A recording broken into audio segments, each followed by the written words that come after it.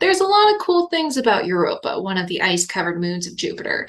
But one of the major questions that we all come back to is, what the heck is in its ocean? First, allow me to talk a little bit about the evidence we have for a liquid water ocean on Europa, and then I'll get into the possibilities regarding Europa's ocean composition, what salts are in it, what potential it might have to hold life, and all of that. So we have evidence for the presence of Europa's ocean, the thickness of Europa's ocean, and the salinity of Europa's ocean.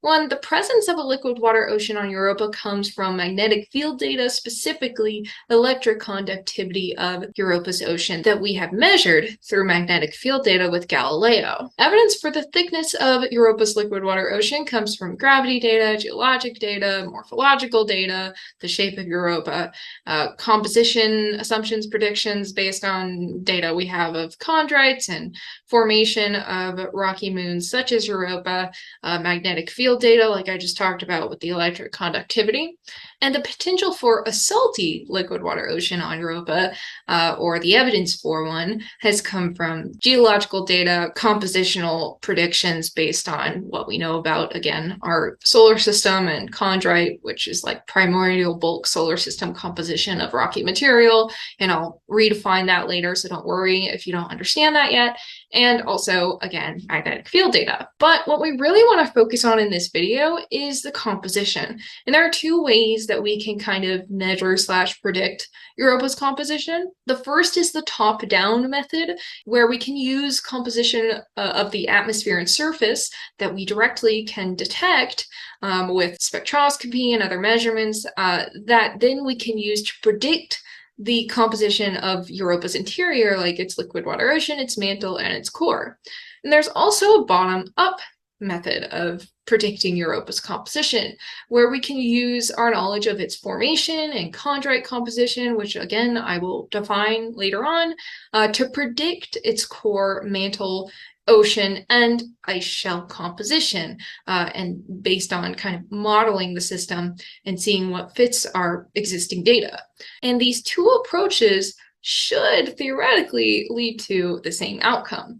The findings from these two approaches should converge, or at least that's the goal if we're doing it right. So one of the first ways we look into the potential composition of Europa's liquid water ocean beneath its icy shell is looking at geology. And obviously on this channel, we love talking about geology. So I'll have a few slides about geology here, which we can look at on Europa because Europa has a surprisingly diverse and abundant scenario of geologic features at its surface on its icy shell. And this icy shell, where the geology is happening, is mostly ice, but also contains non-ice or colored kind of brownish, yellowish, reddish material that are potentially salts from within. And we know this because of spectroscopy measurements we've made with spacecrafts like Voyager and Galileo on Europa, which basically just means we measure how light interacts with the surface. And so most of it we can tell is ice, and some of it is non-ice, which is exciting. And it turns out that the non-ice parts of Europa's surface are strongly associated with the geologic features, which are things like ridges, chaos terrain, and dilation bands, which I actually define and discuss in my Geology of Europa video, which I'll link up to the top right if you want to check out. And I go over in that video more specifically what those geologic features are and such. But in this video, we'll be talking about how those features can give us information about the liquid water ocean beneath the icy shell. But the point of this strong association of non-ice material with geologic features is that that indicates an endogenic origin, or basically that there's potentially resurfacing going on Europa's surface, where we have these geologic features that represent, potentially water having resurfaced from all the way beneath the icy shell in the liquid water ocean. And resurfacing of liquid water ocean material from below onto the surface would make sense in the context of Europa because it also lacks craters, or it has some craters, but there's not a lot of impact craters on it, meaning that its surface is relatively young. And so that also very much supports the idea of resurfacing. Another potential line of evidence for endogenic source of material to the surface is the atmosphere.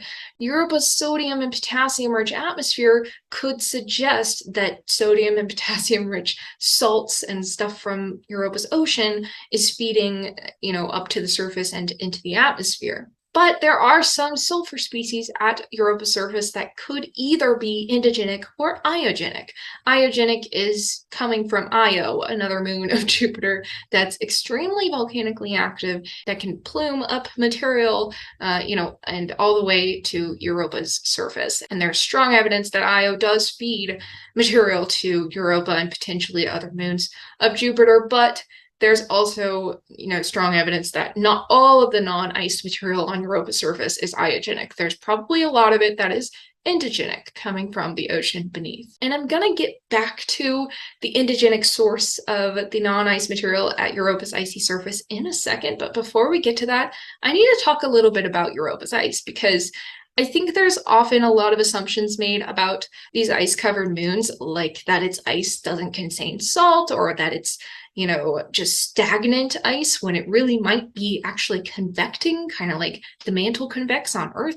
So there's a lot of assumptions made that I think I just need to kind of explain the context behind how Europa's ice is probably working and what it contains before we can go further into how we use the geologic features and the atmosphere composition to get to Europa's ocean composition. And also, Europa's ice is a direct expression of the composition of Europa's ocean because it froze from Europa's ocean. So when Europa's ice shelf froze, pockets of brine, gases, and hydrates and salts were incorporated into the icy shell. Brine and/or salt inclusions may also contain organic material that may either be abiotic or biogenic even. But the abundance and distribution of brines in the icy shell depends on the rate of formation of the icy shell, the temperature and pressure during that formation, the age of the ice when it formed, when Europa formed, which we still don't fully really know, or we have ideas, but we're not totally sure, and whether the ice is convecting. Yes, that's right. Convection may be occurring within Europa's ice. I'm not talking about the liquid water ocean, the actual solid ice, just like convection occurs here on Earth within the mantle. If Europa's ice is convecting, brines would be concentrated in the downwelling parts of the convection cells, because the upwelling parts would support full freezing of the material. But even with or without convection in the ice, decreasing temperature toward the surface of the ice would lead to concentrated brines toward the surface. And also toward the surface, the concentration of chlorine, sodium, calcium, and magnesium in the brines would increase. So this colored brownish, yellowish, reddish material at the surface of the ice on Europa could be these brines. And again, because of the strong association of this non-ice material with geologic features, it indicates an endogenic origin, and this means that we can use the surface composition, the composition of this non-ice material, potentially brine material at the surface, to figure out what's in the ocean, or at least the composition of the ocean at the time that the brine was incorporated into the icy shell. From using both direct detection of material at Europa's surface as well as trying to fit models of its density and gravity data, we've predicted that potential salts in Europa's ocean include calcium sulfate, sodium sulfate, magnesium sulfate, or sodium chloride. And another thing I found really interesting is that when these salts and other brine materials are included in the ice, that could weaken those parts of the ice, and that could be contributing to the strong association of geologic activity with non-ices, because when you have stresses and pressures acting on the ice, those weaker parts of it that contain the non-ice material are more likely to break and bend and fault and, form the geologic features that we observe at the surface. And another thing that could heavily contribute to our determination of what's in Europa's ocean is gas hydrates, or kind of frozen gases called clathrates, that could be trapped in the ice along with the brines and other salt inclusions. And this trapping of clathrates in the ice could generate gas pockets and potentially gas-saturated brines that might build up the pressure enough to cause plumes to erupt out of Europa's surface and into space, and then therefore potentially be caught by our spacecraft as we fly by it, which would be awesome. So we know right now that there are plumes like this on Enceladus in the South Pole Tiger Stripes region of Enceladus, but we still aren't totally sure if these are going on Europa, but we have some good evidence that they might be going on. We just don't know how continuous the plume activity is on Europa through time and space. And so we've observed potential plumes on Europa, but we're still not sure, again, how consistent these are and if we can go to the place where we last observed potential plumes and actually still see them there and all of that. But it's important that we consider water-rock interactions as well, because ice is not the only thing that Europa's ocean is coming into contact with. Other icy moons of Jupiter, like Ganymede and Callisto, have potentially liquid water oceans that are sandwiched by ice, because certain polymorphs of ice that can form in the conditions of Ganymede and Callisto are high enough density to sink, and therefore they form in the bottom of their oceans, as well as, forming the shell of ice at the surface of their bodies. However, Europa's size and density is such that high density ice at the bottom of Europa's ocean is unlikely, which is great because that means that the ocean is likely in direct contact with rock. And rock-water interactions make a salty and life-containing ocean much more likely. Depending on the permeability of the rock that the water is in contact with at the seafloor, dissolution likely feeds ions into the ocean from the dissolving rocks that the water is causing to dissolve. Which ions, though, depends on the material being dissolved. And like we talked about in the Europa interior video, we mentioned that there is a simple 3-layer model of Europa that fits the gravity data that we have for Europa, meaning that we know that its core is likely iron-dominated or iron sulfide and iron-dominated, and then its mantle, or its second layer, is silicates, just like here on Earth, and then its third outer layer is water, and obviously the third layer is including both whatever the liquid water portion is as well as the ice portion at the top. So we're just including that in one layer when we talk about the 3-layer model.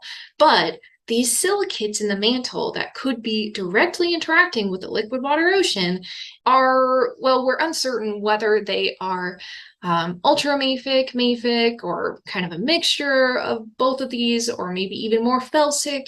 We're just not sure exactly how differentiated they are. And that affects the ocean composition because the alteration of ultramafic and mafic rocks increases pH, potentially creating an alkaline ocean, but the alteration of, for example, felsic rocks creates a very different ocean chemistry, and even within ultramafic and mafic rocks, those also create different ions and secondary precipitates that they would release into the ocean. And so we can make predictions about the ocean chemistry based on assumptions about the mantle, but these are just assumptions about the mantle. So we'll get into how the ultramafic rocks would affect the ocean chemistry differently than the mafic rocks, etc., in a later slide. But first, we need to talk about the other thing that could be feeding materials into Europa's ocean, and that is hydrothermal activity. Hydrothermal vents here on Earth provide vent fluid to the ocean, which is variable depending on the type of vent, but in any case, all of these vents provide very solute-rich fluid to the ocean, and these solutes can then precipitate as different minerals depending on what the composition of that fluid is. And what might drive these hydrothermal vents on Europa would be tidal heating. If there's enough tidal heating, there could be hydrothermal vent fluids releasing into the ocean, and depending on the pH and temperature of the ocean, these vents could either favor carbonate or sulfide deposition, like white and black smokers here on Earth respectively, and then abiotic oxidation of potential iron sulfides that could form from these vent fluids would then form oxidized iron oxyhydroxides and sulfates that could contribute to the sulfates that have been detected at Europa's surface, assuming that there is some endogenic source of sulfates to the surface rather than just iogenic sulfurous material coming from Io. But we also must consider alkalis and halogens as potentially abundant constituents in Europa's ocean, depending, again, on the differentiation state of Europa's mantle. if differentiated enough that you have enough, kind of more felsic material to provide these alkalis and halogens such as sodium, potassium, chlorine, bromine, iodine, all of these different constituents, you would likely have a very sodium chloride and potassium chloride or halite and sylvite rich ocean that could contribute to the sodium and potassium rich atmosphere at Europa's surface. And extensive leaching of sodium and chloride could also increase sulfate solubility and limit solid calcium and magnesium sulfate precipitation, which could also contribute to the dissolved sulfate abundance in the ocean that could also contribute to, if resurfaced, the sulfate abundance at Europa's surface. So depending on whether Europa's ocean is dominated by chloride salts like sodium chloride or sulfate salts like magnesium sulfate, the salinity could range from 16 to 28 grams per kilogram, respectively. And for context, Earth's ocean is around 35 grams per kilogram in terms of salinity. However, the upper limit for salinity is set by the saturation state of the dominant ions, which is 282 for magnesium and sulfate, which is higher than that set by the sodium chloride. So that's likely the upper limit of salinity in Europa's ocean, because models predict that it's not fully saturated, so it has to be less than or equal to 282 grams per kilogram. But that is a long ways from 16 to 28 grams per kilogram. And this is really still just not well constrained. And the lower limit of salinity is just really highly debated. It's just a lot of variable estimates depending on what model they're using, what constituents in the ocean they're assuming, the concentrations of those constituents they're assuming, the mantle composition and differentiation state of those silicates that are in contact with the ocean. Some models even predict that there is not water-rock interaction with silicates, but just with a layer of salts that formed early on, and I'll talk about that later. But anyway, it's highly variable in terms of the estimates for salinity, so I guess the answer right now is we still really don't know. So to kind of get back to the basics in the beginning of Europa, to kind of bring us through the evolution of Europa's ocean and potentially to a better estimation for the composition of Europa's ocean, we now think about how the ocean formed.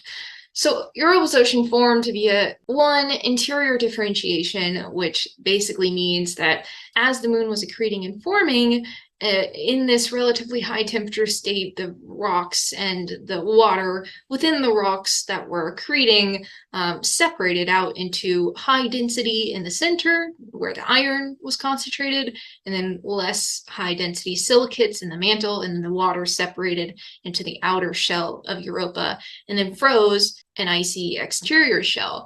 And ice melting early on also contributed to Europa's ocean forming. So it's kind of an interior to exterior and exterior to interior ocean formation in both directions. And we don't really understand fully the relative contributions of these two processes that formed Europa's ocean. But what was its composition early on based on what we know about how it formed? Well, first, let's kind of talk about what we don't know. We don't know how extensive the water-rock interactions were while it was forming. We also don't know what temperature they occurred at. That's a major thing that would control what dissolved, what precipitated, and how stable that system was, and whether the gases were retained in ice and water or lost to space. And that also would greatly affect how the whole system worked and how the composition evolved through geologic time. First, tackling the water-rock interactions problem, some models say that the water-rock interactions stopped after thick layers of salt precipitated on the seafloor and insulated the silicate layer, and then therefore all the water-rock interactions thereafter were just salt and water interactions, and that's just secondary precipitation. So theoretically, it would have been equilibrated and then just, interacting with the salt rather than still interacting with the silicates. But some models say that the water-rock interactions continued and still occur today. So high variability in predictions here. If we assume the latter, if we assume the water-rock interactions did not just stop after salt layers formed, and are still occurring, then migrations of fluid upward during the differentiation of Europa would have altered the silicates that water flowed through to get, higher up at the surface. And leachable species like halogens and alkalis, for example, or those sodium, potassium, chlorine, bromine, iodine, all of those things, would have dissolved and contributed to potentially secondary precipitation of salts like sodium chloride, potassium chloride, all of those things. However, which species precipitated depends on which species were leached. We don't know, whether they were halogens and alkalis, what halogens and alkalis were leached, because this depends on what types of rocks were altered. And although we know they were silicates, again, we don't know how differentiated they are, whether they were mafic, ultramafic, etc. We can make assumptions that early on in the early differentiation of Europa, it was likely ultramafic, just like early differentiation on Earth was.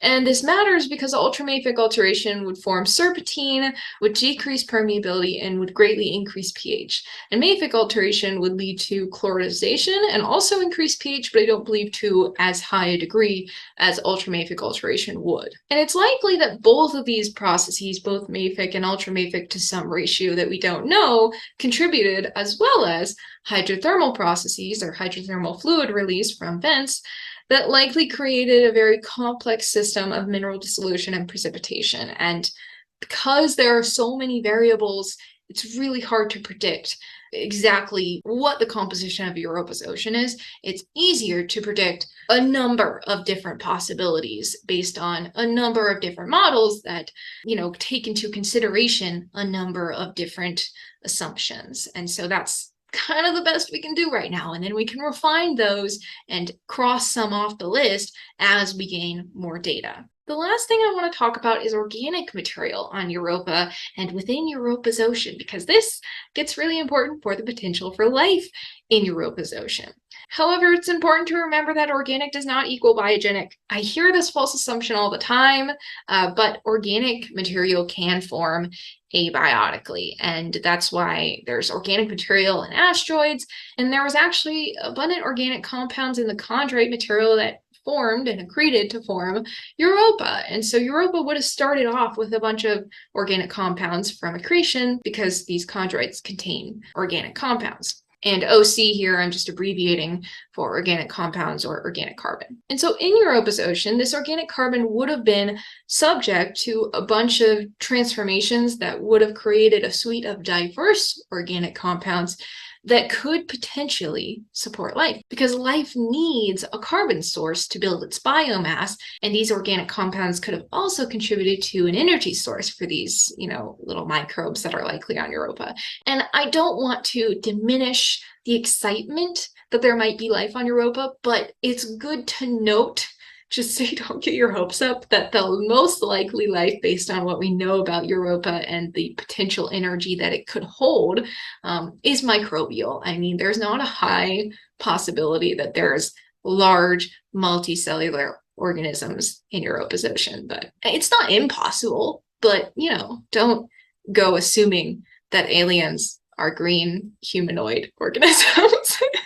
Anyway, I talk about Europa's habitability and the potential for life on Europa in a whole separate video, which I will put up here on the screen. It's this one over here. It'll pop up any second now. And if you want to see or check out the references I'm using to make this video for yourself, like always, they will be linked in my description below. And if you want to join as a channel member, you can press join down below and get all sorts of extra content, as well as help support me and my channel. But if you can't do that, I totally understand. You can still press the like button, and I greatly appreciate that. Thank you guys so much for watching, and I'll see you guys in the next video. Bye.